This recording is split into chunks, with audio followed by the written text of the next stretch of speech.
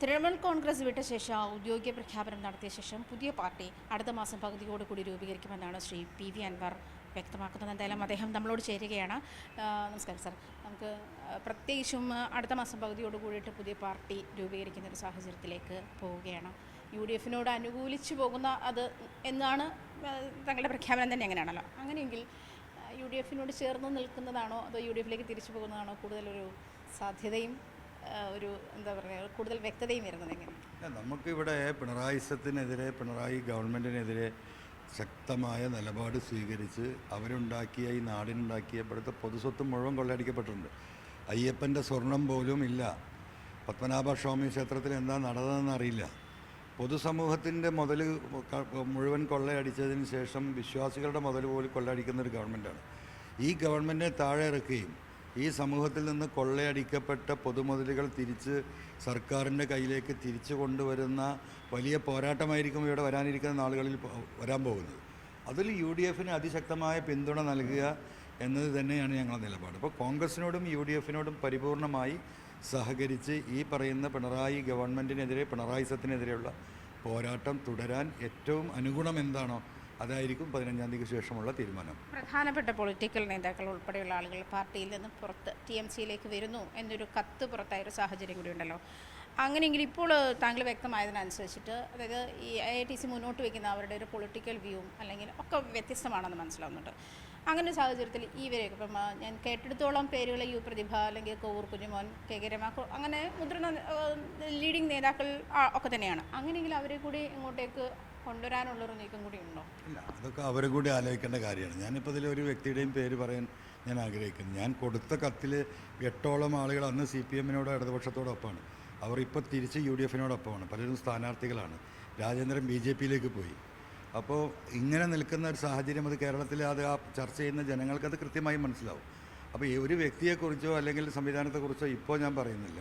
നമ്മൾ ഉയർത്തുന്ന ഈ ആശയങ്ങളിൽ ഇടതുപക്ഷത്തിൻ്റെ അകത്ത് ശ്വാസം മുട്ടുന്ന ആളുകൾ തിരിച്ച് സ്വാഭാവികമായിട്ടും ഒരു ജനറൽ പ്ലാറ്റ്ഫോം UDF ഡിസ്കസ് ചെയ്തിട്ട് ഉണ്ടാക്കാൻ സാധിച്ചാൽ അങ്ങനെയുള്ള രാഷ്ട്രീയത്തെക്കുറിച്ച് നമ്മൾ ആലോചിക്കും. ഇപ്പം കേരളത്തിലെ ഉൾപ്പെടെയുള്ള വിവിധ സംസ്ഥാനങ്ങളിൽ വിവിധ രാഷ്ട്രീയ സാഹചര്യമാണല്ലോ. അങ്ങനെ പറയുമ്പോഴും ഈ ബേപ്പൂരിൽ തെരഞ്ഞെടുപ്പിന് മത്സരിക്കുന്ന സാഹചര്യത്തിൽ അഖിലേന്ത്യാ നേതാക്കളെ പ്രചാരണ പ്രവർത്തനങ്ങൾക്ക് ആവശ്യപ്പെട്ടപ്പോഴാണല്ലോ ഇങ്ങനത്തെ ഒരു സാഹചര്യം, ഇങ്ങനത്തെ ഒരു നിലപാടും TMC വ്യക്തമാക്കുന്നത്. അത് മുൻപ് അവർ വ്യക്തമാക്കിയിരുന്നില്ലേ? ഇനിയിപ്പോൾ TMCക്ക് അങ്ങനെ ഒരു നിലപാട് കൂടി ഉണ്ട് എന്ന് മനസ്സിലാവുന്നതും ഈ ഒരു സാഹചര്യത്തിലാണോ? അതായത് താങ്കൾ പാർട്ടിയിലേക്ക് ചേരുമ്പോഴോ അല്ലെങ്കിൽ സംസ്ഥാന കൺവീനറായി മാറുന്ന സാഹചര്യത്തിലോ ചുമതല ഏറ്റെടുക്കുമ്പോഴോ ഒന്നും ഇത്തരമൊരു ഇതാണ് നമ്മുടെ പൊളിറ്റിക്കൽ വ്യൂ എന്നവർ വ്യക്തമാക്കിയിരുന്നില്ല. അന്ന് ഇന്ത്യ മുന്നണിയുമായിട്ടുള്ള വലിയ ചങ്ങാത്തം നിലനിൽക്കുന്ന സമയത്താണ്. അപ്പോൾ സ്വാഭാവികമായിട്ടും വരാനിരിക്കുന്ന നാളുകളിൽ പശ്ചിമ ബംഗാളിൽ ഉൾപ്പെടെ കോൺഗ്രസുമായിട്ടുള്ള ധാരണക്കുള്ള സാധ്യതയുള്ള പൊളിറ്റിക്കൽ സിറ്റുവേഷനാണെന്ന് അന്ന് നമ്മൾ അങ്ങനെയാണ് മനസ്സിലാക്കുന്നത്. കേരളത്തിലെ പൊളിറ്റിക്സ് കോൺഗ്രസുമായി ചേർന്നിട്ടുള്ള പോരാട്ടമാണ് എന്ന് കൃത്യമായി നമ്മളത് പറഞ്ഞാൽ അന്ന് അതിൽ എതിർപ്പൊന്നും പ്രകടിപ്പിച്ചിട്ടില്ല.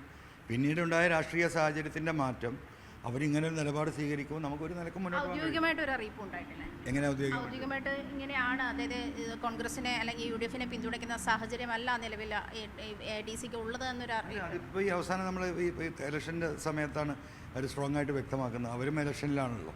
2 ദിവസം കഴിഞ്ഞാൽ അവിടെ ഇലക്ഷനാണ്. അപ്പോൾ ഇവിടെ കോൺഗ്രസുമായി ചേർന്നാൽ അവിടെ BJP അത് ഉപയോഗപ്പെടുത്തും. അവിടെ കോൺഗ്രസിനെ എതിർക്കുകയും ഇവിടെ കോൺഗ്രസുമായി ചേരുകയും ചെയ്യുന്ന നിലപാടില്ലാത്ത രാഷ്ട്രീയമാണ് TMCയുടേത് എന്നുള്ള ചർച്ചകൾ അവിടെ കൊണ്ടുവരുമെന്നാണ് അവർ ആശങ്കപ്പെടുന്നതെന്നാണ് ഞാൻ മനസ്സിലാക്കുന്നത്. മൂന്നാമതൊരു രാഷ്ട്രീയ പാർട്ടിയുടെ രൂപീകരണത്തിലേക്ക് പോവുകയാണ്. അത് കേരളത്തിൽ ഇതുവരെ പരിചിതമില്ലാത്ത ഒരു സാഹചര്യം കൂടിയാണല്ലോ.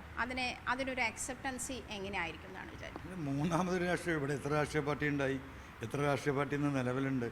ഇപ്പോൾ ഒരു പൊളിറ്റിക്കൽ പാർട്ടി താങ്കളുടെ നേതൃത്വത്തിൽ തന്നെ അല്ല, എൻ്റെ നേതൃത്വത്തിൽ രണ്ടാമത്തെ പൊളിറ്റിക്കൽ പാർട്ടിയാണ്. ആദ്യത്തെ DMK സോഷ്യൽ മൂവ്മെൻ്റ് ആയിരുന്നു. അത് ഇന്നും ഞങ്ങളങ്ങനെ നിലനിർത്തുന്നുണ്ട്. ഞാൻ സെക്കൻഡ് പൊളിറ്റിക്കൽ പാർട്ടിയാണ്. മുമ്പ് ഞാനൊരു പാർട്ടിയിൽ പോയി ചേർന്നതാണ് IITCയിൽ. ഇപ്പോൾ നമ്മൾ കേരളത്തിൻ്റെ പ്രത്യേക സാഹചര്യങ്ങൾ കണക്കിലെടുത്തുകൊണ്ട് കേരളത്തിൻ്റെ സാമൂഹിക പശ്ചാത്തലവും ഇവിടുത്തെ സോഷ്യൽ പശ്ചാത്തലവും എല്ലാം കണക്കിലെടുത്തുകൊണ്ടുള്ള ഒരു പൊളിറ്റിക്കൽ പാർട്ടി, ഒരു മതേതര പാർട്ടിയായിരിക്കും നമ്മൾ ഉദ്ദേശിക്കുന്നത്. എന്തായാലും കേരളത്തിൻ്റെ സാഹചര്യം കൂടി, പൊളിറ്റിക്കൽ സാഹചര്യം കൂടി കണക്കിലെടുത്തുകൊണ്ടതായിരിക്കും തൻ്റെ പുതിയ പാർട്ടിയുടെ രൂപീകരണമെന്നാണ് PV അൻവർ വ്യക്തമാക്കുന്നത്. അതിൽ മതേതര കോൺസെപ്റ്റുള്ള ഒരു പാർട്ടി, UDF അനുഭാവം പുലർത്തുന്ന ഒരു പാർട്ടി, എസ്പെഷ്യലി പിണറായിസത്തിനെതിരെയാണ് തൻ്റെ ഫൈറ്റ് എന്നും PV അൻവർ പറഞ്ഞു വയ്ക്കുന്നു. ക്യാമറാമാൻ NR മനോജിനൊപ്പം ആജ്ഞ രവീന്ദ്രൻ, News 18 കൊച്ചി.